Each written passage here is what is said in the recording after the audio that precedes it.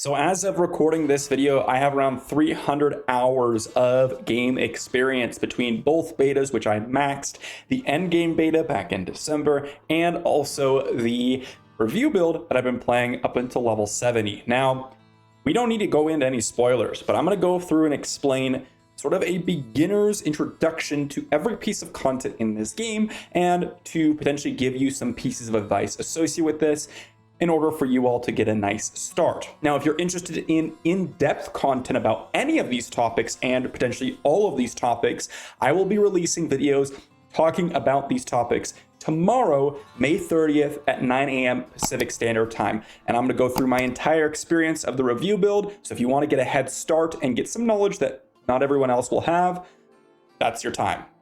Let's dive into it. Now, it wouldn't be a beginner's guide without talking about the classes, because that is the first decision you have to make. And I'm going to keep this real short, 30-second clip of each class. You have the Druid. The Druid is going to swap forms. It's going to be a slow-paced class for leveling, and it seems to be a powerhouse for the end game. But it really has a nice thematic, and it's pretty tanky. The Rogue, the class that I'm going for launch, is going to be the best leveling class, bar none, the fastest mobility-wise class with high DPS, but it seems like it'll fall off later on. The Barbarian, one of the classes that has the most legendary aspects, and in fact, the class with the most legendary aspects, which gives them a ton of variety in the end game for building, but it will be slow going, and you are melee, and one of the classes that has to get in the fight before they generate any resource. The Sorcerer, going to be your ranged powerhouse, absolutely decimating people from afar, or actually getting into the fight and doing a ton of damage, both AoE and single targets. Controls all sorts of different elements, including lightning, fire, and ice. Lastly, we have the Necromancer. It can have several different forms, but generally going to be focusing on the bone form in terms of leveling. That's going to be the fastest, but you also have blood orbs. You have things like the minions that you can summon, which is the class mechanic, and oftentimes that's what people favor. Now, in terms of what class you should pick, Rogue's going to be the best class to progress quickly. So if you're looking to get to 100 as fast as possible and you're looking to do a ton of damage and move quickly, Rogue's going to be the class. If you're looking to play in groups and support your team, Barbarian, Druid, and Necromancer are all going to do a lot of that thing, with Necromancer having a lot of group ups, Druid having some damage reduction and lots of CC, and the Barbarian having all the different shouts that benefit your team. Also, if you're looking to potentially go ahead and be a powerhouse in the end game, Barbarian and Druid are shaping up to be some powerhouses in the end game. So those are some options that you can consider when choosing a class. Now here's where we dive into the actual content. We will talk about the 1 to 50 activities in the game. Starting off with the world tiers. At level 1, you can choose world tier 1 or world tier 2. Generally speaking, world tier 1 is going to be the easier one in terms of progressing quickly due to how easy the monsters are. If you want to have an extra challenge, or you might just be good enough to where you can avoid all the damage and still keep up your DPS, World Tier 2 is going to give you a small bonus in gold and XP. We also have the actual content in the game, and that is dungeons, side quests, campaign, the sellers, events, strongholds, world bosses, and your mount. Now, let's actually start with the mount. The mount is going to be acquired during the campaign, and this mount is going to allow you to move around the map quicker. With that mount, you can start to do a lot of these activities a lot quicker, which is why one of the reasons we suggest to actually go for campaign first. But as for campaign, well, it looks to be primary quests indicated by the yellow marker on the map, and you're going to go through each of the different acts and complete quests, fight bosses, and of course, interact with a lot of the characters in the story. Although we don't know much about it right now, it looks to be roughly going to bring you close to 50, but we'll see. In terms of the actual activities in the open world, we have dungeons, which you're going to find little instances, entrances around the world, which you can complete. Very, very straightforward objectives. You're going to go through, kill something, place boxes, or you're going to kill a boss, and that's going to complete that dungeon. You have side quests, which can do all sorts of things like finding people in the open world, taking people to places, escort missions. You have like collection, kill quests, very similar to MMO style. You have the sellers, which are basically mini dungeons where you're going to enter and you have a very small fight or an event, and then you finish. Events in the open world, which can include, again, escorts. It can be, filling blood pillars, But important thing to note with these events, and of course some of the other open world activities, you can actually group up with other players, and you will see other players in the open world. Forcibly, you have no choice. Then we have strongholds, which are going to be usually higher level content in terms of they're going to be a little bit of a challenge, and they can be located around different acts, and they are going to potentially unlock a small town or a waypoint if you beat them. Not everyone does, but some of them do have waypoints and are oftentimes coupled with a pretty nice boss fight. We also have world bosses, which there are supposedly more world bosses than what we've seen in the beta, and these world bosses are going to be 12-player activities, potentially in the open world, where you can group up with other players, and you will fight the world boss. These world bosses typically one-shot, they do a ton of damage, and they have a ton of HP. So oftentimes, if you're going to do these world bosses, then expect to have to carry your team, because a lot of people won't know how to do them, and you'll fail them oftentimes without you participating. So that's going to be every activity from 1 to 50 in a short little clip. Let's dive into the 1 to 50 builds. One of the most important things in ARPGs is getting your build correctly, and there's a few things you want to know about 1 to 50 builds. First off, these aren't the end-all be-all, and typically any build can perform decently, but there are certainly better ones and there are certainly worse ones. The first thing you have to know about 1 to 50 builds are the Codex of Power legendaries. As we said earlier about the dungeons, when you complete a dungeon, you're actually going to unlock a permanent legendary aspect. So as long as you're doing those basic activities, you can complete a dungeon, get that aspect, and you can apply it to any one of your gear pieces. These Codex of Power legendaries are guaranteed for every single person, and they stay consistent for every single dungeon, assuming they don't change in future seasons, which we'll see that. Now, with these Codex of Power, you only want to apply them on jewelry or a weapon that you're not consistently using. Why is this? Well, your main weapon, let's say you're a sorcerer and you're wielding a wand, or you're a rogue that uses a dagger. If you put your aspects on those pieces, you're going to want to replace those pieces immediately after, due to the fact that those pieces get more damage the higher weapon you get. And of course, you're going to be grinding and you're going to be leveling up and you're going to be getting better and better gear. So you only want to place it on jewelry typically, because those don't improve your general power so much, and it won't be expensive to replace all the time. And that's the next point, which is you're going to be replacing armor and weapons all the time as you level up. Because we want more armor, because we want more stats on our gear, and that's going to be the main contributor for our survivability and our damage throughout. So when you're considering 1 to 50 builds, in fact, most of the power actually comes from your skills and 1 or 2 legendary aspect, and then of course just replacing your gear. And when we consider skills, well, I have a ton of builds on the channel. You guys are welcome to check those out, but a couple of strategies that I recommend when you're considering if you want to make your own: focus on movement and single target damage, because when you're going through the early leveling process, there's a lot of backtracking, there's a lot of dungeon grinding, there's a lot of boss fighting right in the campaign, just based on the beta, and we're going to need single target damage, and we're going to need movement abilities. That's most often what you're going to need. A little bonus tip here: I would recommend a form of unstoppable in your kit, because one of the only ways that you tend to die is if you get CC'd, and if you get CC'd, you can't do anything. Unstoppable will break that CC, so something to add to your 1 to 50 builds. Another thing you're going to want to pay attention as you go through the open world is the Renown system. The Renown system has 5 tiers. 2 are locked until the Endgame Activities in World Tier 3 and 4, and you get points throughout the game doing dungeons, doing side quests, exploring maps, etc. And with these points, you can unlock skill points on rank 1 and 3. You can unlock potion capacity on rank 2. You can unlock Paragon points on rank 5 and Murmuring Obol capacity on rank 4. So typically in the early game, getting those first 1 tier, at maybe potentially 2 tiers, is going to really help you out in terms of survivability and damage. So trying to pick those up early, but of course the ultimate goal is to reach all 5 tiers as we approach World Tier 3, so that we can go ahead and actually pick up a massive amount of Paragon points, which we'll get to later on in this video. There's also Altars of Lilith that I want to mention in the Renown system. It's another really great way to get Renown, and they actually give you permanent stat bonuses or Paragon points or Murmuring Obol capacity for your characters, and they transfer between characters as well as between seasons. So you're going to keep these stats between seasons and between characters. On top of this, you're going to get a nice amount of XP and Renown for finding them, and they're going to be scattered throughout the world, and is something that I recommend doing early rather than later. Well, let's talk about crafting and shops, which you're going to be interacting with throughout the game up until and continuing on in the end game. Blacksmith first, they're responsible for salvaging, upgrading gear, and equipment repair. Now, equipment repair is what it says. You're going to repair your equipment. If you die, you're going to lose durability, or if you use it, costs gold, keep in mind.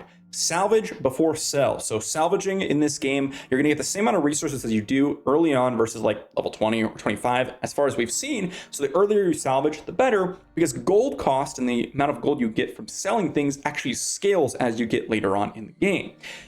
Then we have equipment upgrade. Now, equipment upgrade has definitely a couple of materials associated with it, and depending on if you're upgrading a legendary gear or a rare gear, it changes, and that can be sometimes additionally rare.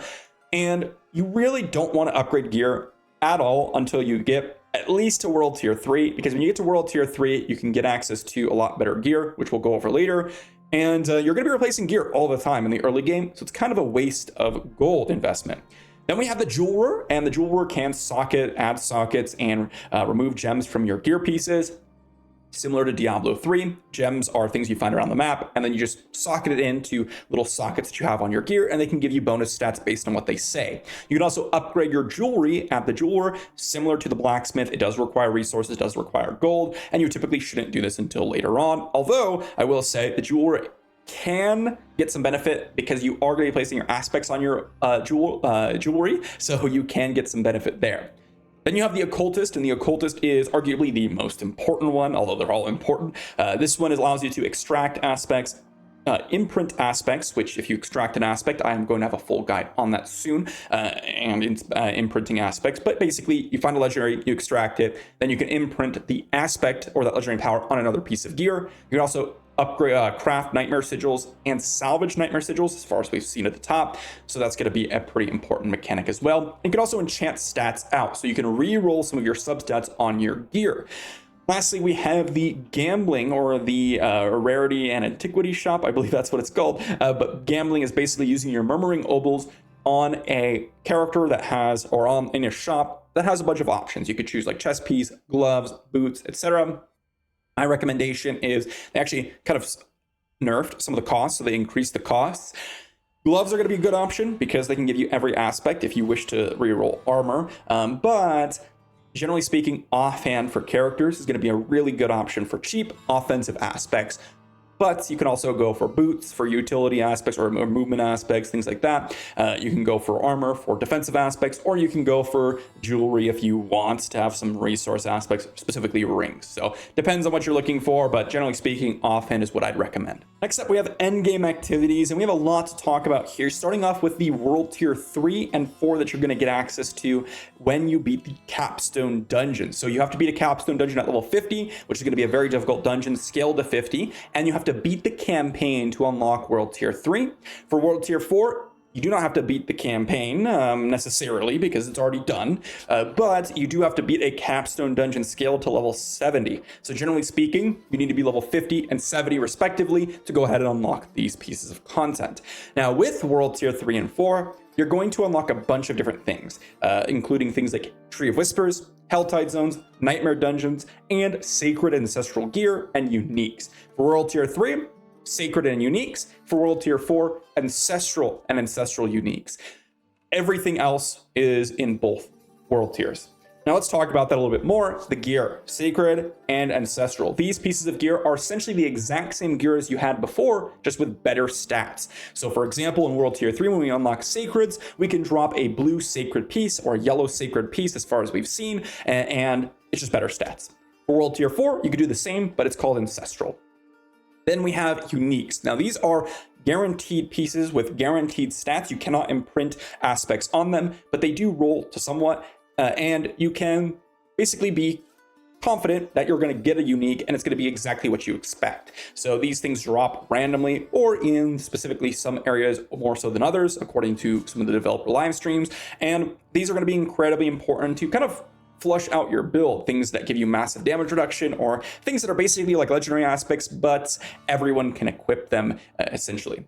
Then we have the actual activities that you can be doing in addition to the gear that you can be earning. First off, we have the Tree of Whispers. Now, from what we've seen, this is going to be some sort of bounty system where you're going to go to the Tree of Whispers and you're going to do a couple of activities, and then you're going to do them, come back, and get a reward. You can actually choose chests from that, and it looks like from the chests that we've seen, there could be some different quality chests that you can open, and they will indicate what type of drops they will drop. For example, things like boots or one-handed and things like that.